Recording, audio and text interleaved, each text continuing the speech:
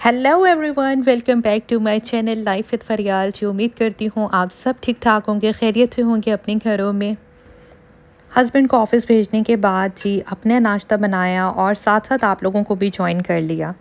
जैसे कि आप सब लोग जानते हैं कि मेरा जो चैनल था वो बेसिकली ट्रैवल बेस्ड था। जब भी मैं किसी न्यू जगह को एक्सप्लोर करती थी आप लोगों के साथ शेयर करती थी, और बहुत सारे मैसेजेस आते थे कि आप अपनी पर्सनल हमें रूटीन क्यों नहीं दिखाती हैं, आपका घर कैसा है, आप क्या करती हैं पूरा दिन में। ये सब आपका प्यार है, तो इसीलिए मैंने भी थोड़ा सा घर में मेरी क्या रूटीन होती है, हम लोग क्या करते हैं, क्या खाते हैं, क्या पीते हैं और किस तरह से रहते हैं, वो सब मैंने आपके साथ शेयर करना शुरू कर दिया। आज हम लोग लंच पे थे और मुझे अपने एक व्यूअर का कमेंट मिला। उनसे मुझे पता चला कि मेरी एक वीडियो पे 1K व्यूज़ हो चुके हैं। ये सब आप लोगों का प्यार है, इतने प्यारे वर्ड्स में आप मुझे एडमायर करते हैं। Thank you so much for everyone. Thank you उन सब लोगों की वजह से जो मेरी वीडियोस को देखते हैं, और सबसे ज़्यादा डबल थैंक यू उन लोगों के लिए जो मेरे लिए टाइम निकालते हैं, मेरी वीडियो पे कमेंट करते हैं, फिर मुझे उनसे कम्युनिकेशन का मौका मिलता है, बातें करने का मौका मिलता है। एक जो हमारा कनेक्शन बिल्डअप होता है, एक फैमिली की तरह हम लोग बात करते हैं, वो बहुत चीज़ अहम होती है मेरे लिए।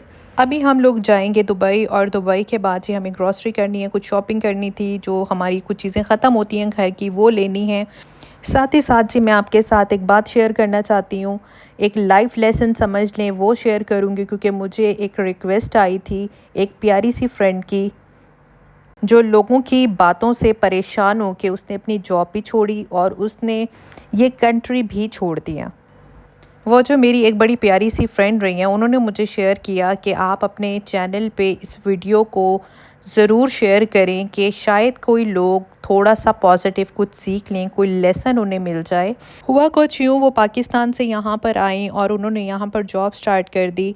2 साल से उनके बकौल के वो जॉब कर रही थी, इतने में एक न्यू हायरिंग हुई, एक न्यू फीमेल आ गई जो बेसिकली पाकिस्तान से ही थी वो भी, और शी वॉज़ मैरिड एंड माशाल्लाह से 2 बच्चे भी हैं उनके। इन दोनों में अच्छी दोस्ती हो गई।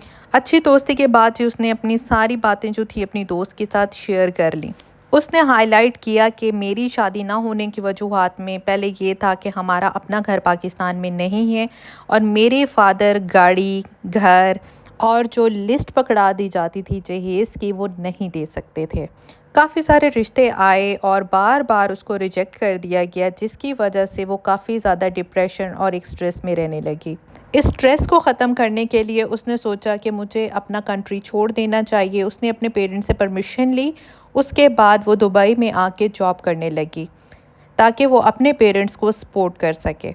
और जब उसकी नई कॉलीग, उसकी जो दोस्त बन चुकी थी, उसने उसकी शादी पर इतनी डेली बेसिस पे बात करना शुरू कर दी। पहले तो वो अपनी कॉलीग की हर बात को रिश्तेदारों की बातें समझकर इग्नोर करने लगी, लेकिन उसने इस बात का मामूल बना लिया, जिससे उसको डिप्रेशन, एंजाइटी बहुत ज़्यादा होने लगी। फाइनली उसने वो जॉब छोड़ी और उसकी इतनी हालत ख़राब हो चुकी थी डिप्रेशन की वजह से कि वो वापस पाकिस्तान चली गई। उसको जो मेंटली ट्रॉमा उसकी कॉलीग से मिला, एक औरत से मिला, शायद उस औरत के पास ऐसा दिल नहीं था जो उसकी तकलीफ़ को महसूस कर सकता। मुझे अफ़सोस हो रहा है कि किस तरह के लोग इस दुनिया में पाए जाते हैं।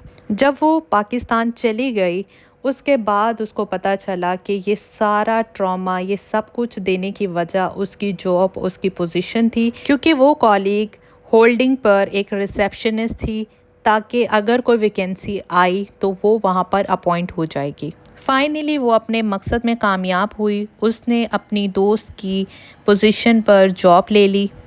मेरी आप सबसे रिक्वेस्ट है, अगर आपके आसपास ऐसे लोग हैं जिनकी अभी शादी नहीं हुई, या अभी लेट है, रिश्ता होके टूट गया है, डिवोर्स्ड है, या वो विडो है, कुछ भी मामले हैं, तो काइंडली बी हम्बल, प्यार से बात किया करें। जब आप किसी को कुछ नहीं दे सकते तो प्लीज़ बुरे अल्फाज में उनका दिल मत दुखाया करें। मेरे साथ होम सेंटर का ये एक्सपीरियंस जो मैं आपके साथ लाजिम शेयर करूँगी कि आप लोगों ने अगर इन स्टोर आपने परचेज़ किया है, ऑनलाइन की बात नहीं कर रही, तो मैंने वहाँ से टेबल ली। गलती मुझसे ये हुई कि मैंने उनकी टेबल को अच्छे से शेक करके चेक नहीं किया था। जैसे ही हम टेबल लेके घर पे आए और वो फिक्स होने के बाद जब उसको मैंने क्लीन किया तो वो बहुत शेक हो रही थी। आफ्टर ईद मैंने उनको 4 बार कॉल्स की, 2 बार मेरे विजिट हुए, फिर कहीं जाके मेरी टेबल अप्रूव हुई चेंजिंग के लिए। जब मैंने हस्बैंड से पूछा कि हमें कौन सी टेबल लेनी चाहिए, ही रिफ्यूज़ मी, तब मैंने यूट्यूब पे डाला तो आप सबके सजेशन मुझे मिले। उसके बाद जी आप सब लोगों के सजेशन के बाद मैं ये टेबल जाके लेके आई। जब मैंने प्रीवियस टेबल ली तो उन्होंने मुझे बोला कि आपको प्रॉपर्ली चेक करना चाहिए था, उसके बाद आपको परचेज़ करना चाहिए था, तो ये आपकी मिस्टेक है। जब मैंने उनको बोला कि होम सेंटर इतनी पुअर क्वालिटी अगर बना रहा है तो मेरी मिस्टेक है कि मैंने आप लोगों पे ट्रस्ट किया। टोटल आई पेड 974 दिरहम।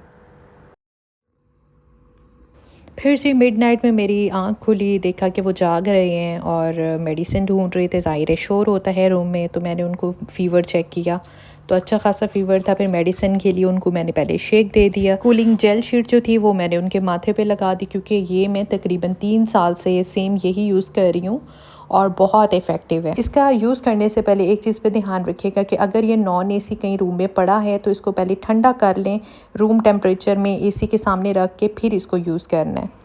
जब तक मैं उनका दोबारा फ़ीवर नहीं चेक कर लेती, बेहतर था कि यूट्यूब पे थोड़ी देर काम कर लेती हूँ। आप लोगों को मेरी वीडियो कैसी लगी कमेंट में बताइएगा और लाइक कमेंट शेयर करना मत भूलिएगा। अगर आपने अभी तक मेरा चैनल सब्सक्राइब नहीं किया तो प्लीज़ कर लीजिएगा। Bye bye.